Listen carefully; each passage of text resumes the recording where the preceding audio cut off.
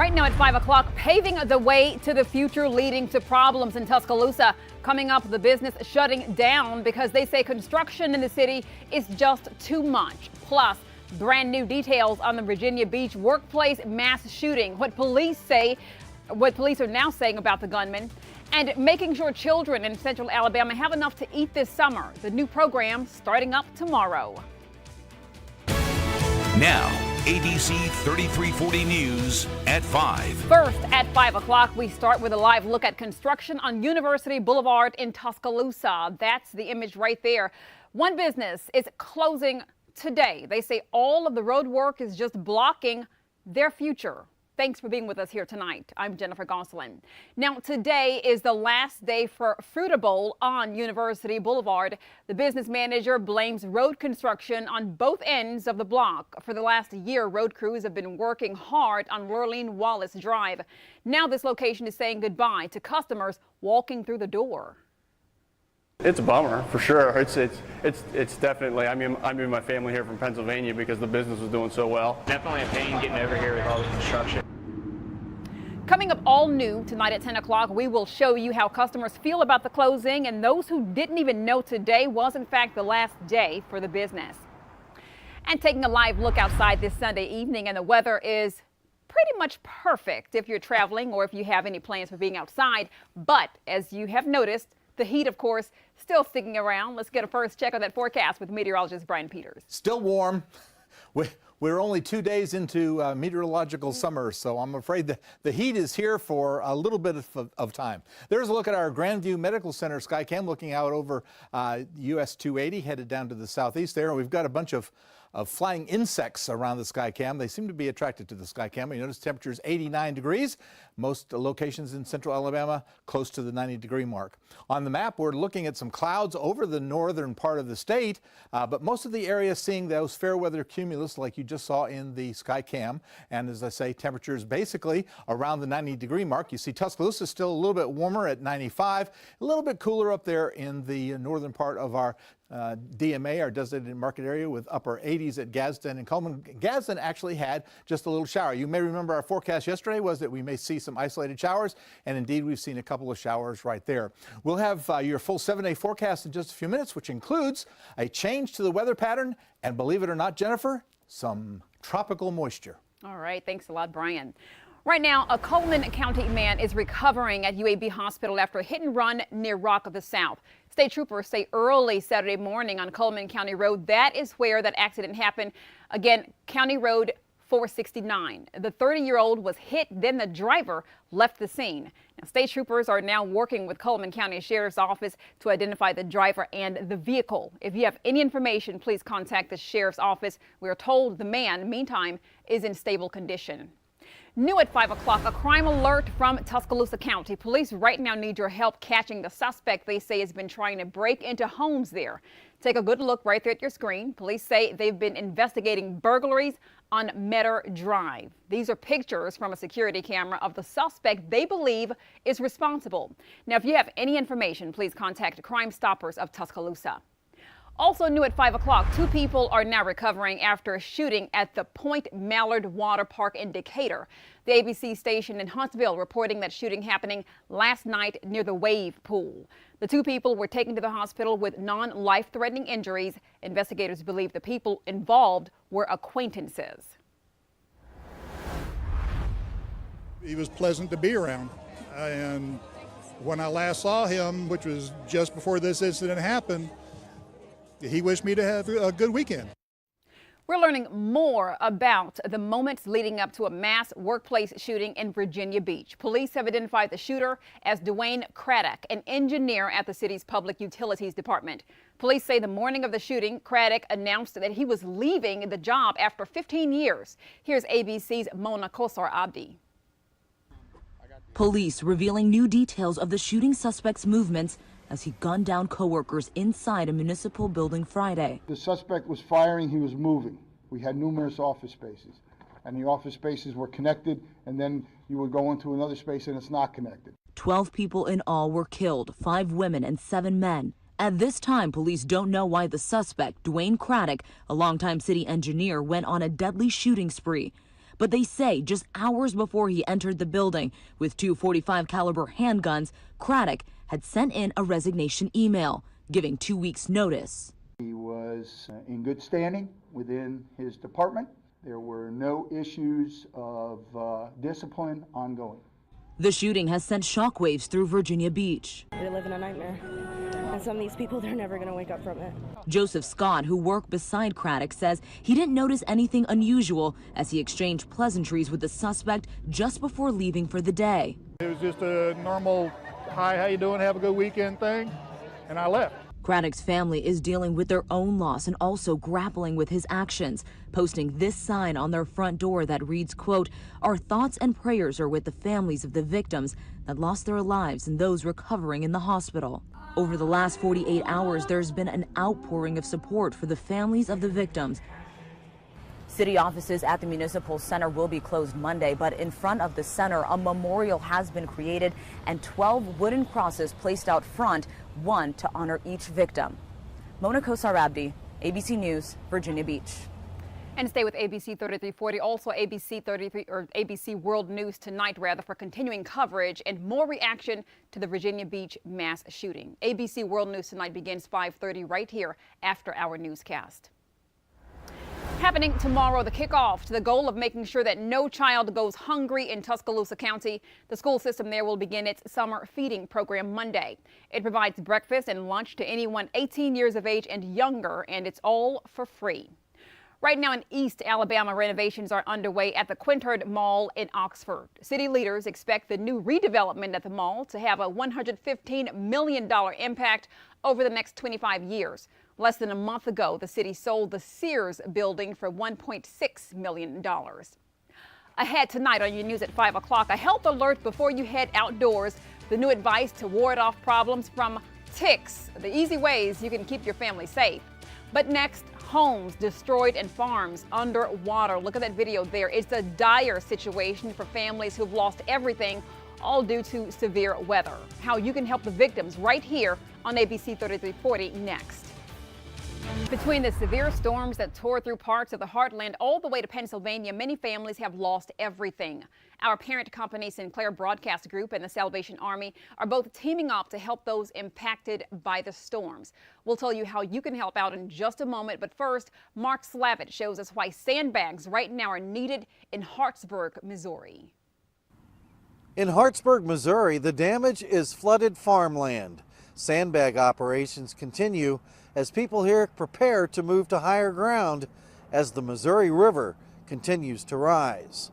I'm Mark Slavitt in Hartsburg, Missouri. And tomorrow, June 3rd, we will be hosting a day of giving so you can donate to a special relief fund. We have that link right now on our homepage. That's of our website, abc3340.com. Well, getting a brand new look at the magic of Harry Potter. Still ahead, the new ebooks coming out in just weeks from J.K. Rowling. Stay with us. A health alert at 5 o'clock tonight as you spend more time outdoors this summer. One family right now is warning against the dangers of ticks after a Kentucky toddler was left unconscious for nearly a week, all due to a dangerous and potentially deadly disease carried by ticks. ABC's Eva Pilgrim has their story. A parent's worst nightmare. My son actually woke up for the first time yesterday. In Kentucky, it was a week of horror for Kayla Oblisk and her 2-year-old son, Jackson, who was bitten by a tick. We couldn't get him to do anything. If you touched him, he screamed. Oblisk says she did not initially think the bite was a big deal until little Jackson began getting feverish. He was running 105-degree fever. At one point, Jackson rushed to the hospital unconscious. Oblisk says doctors diagnosed the toddler with a rare disease called Rocky Mountain Spotted Fever, or RMSF. I'd learned that you usually see death on day 8 is when organs start to fail. And when we got him to the hospital, it was day 7. According to the CDC, Rocky Mountain Spotted Fever is a bacterial disease spread through the bite of an infected tick. Symptoms include fever, rash, and headache. It can be deadly if not treated early with antibiotics, and cases have been reported across the United States. Ticks can cause other diseases as well.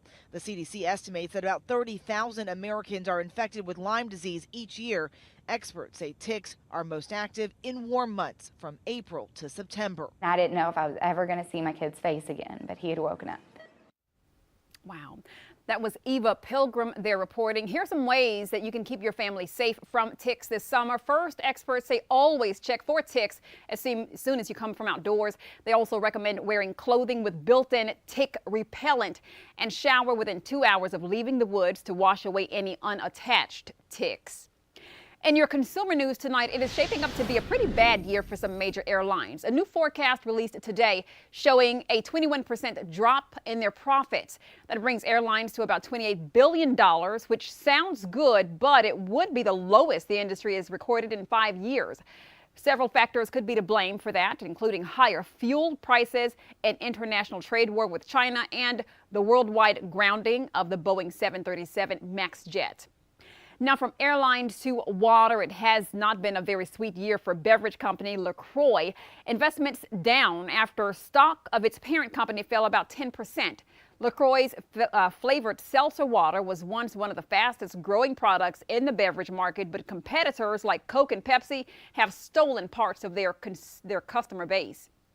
Well, one lucky person in North Carolina is very, very rich right now with this evening after winning the $344 million Powerball jackpot last night. The winner may choose between annual payments over 29 years, which would equal $344.6 million, or they can take away a lump sum of $223.3 million.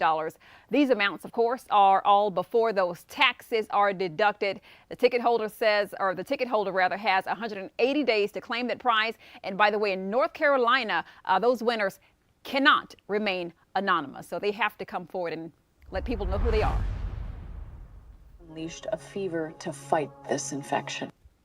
In your weekend entertainment news, Godzilla King of the Monsters is topping this weekend's box office. The sequel brought in $49 million for its opening weekend. Disney's Aladdin dropping down to number 2 with about $42 million during its second weekend in theaters. Number 3 right now was Rocket Man, the biopic about Elton John, bringing in $25 million in ticket sales.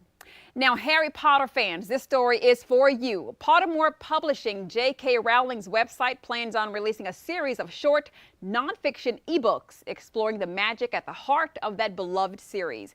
Stories center on various Hogwarts lessons. There will be a total of 4 ebooks. The first 2 will be published on June 27th. Wow. A lot of exciting news we just reported about there, Brian. I don't know which one was more exciting. So we're talking about Harry Potter, but then we're also talking about somebody who is a millionaire, like hundreds of times over right now. Those numbers are staggering. I don't know which I'd do. Which would you do, Jennifer? You know what? I don't know. Just I'd spend the money. I can tell you that. Oh, I mean, the money would be gone quickly. I think I could find ways to spend the money. I have no doubts about that. Well, let's get to some weather. How about this? A great view out here over Regents Park right now, 87 degrees as we look out from the Children's of Alabama Skycam.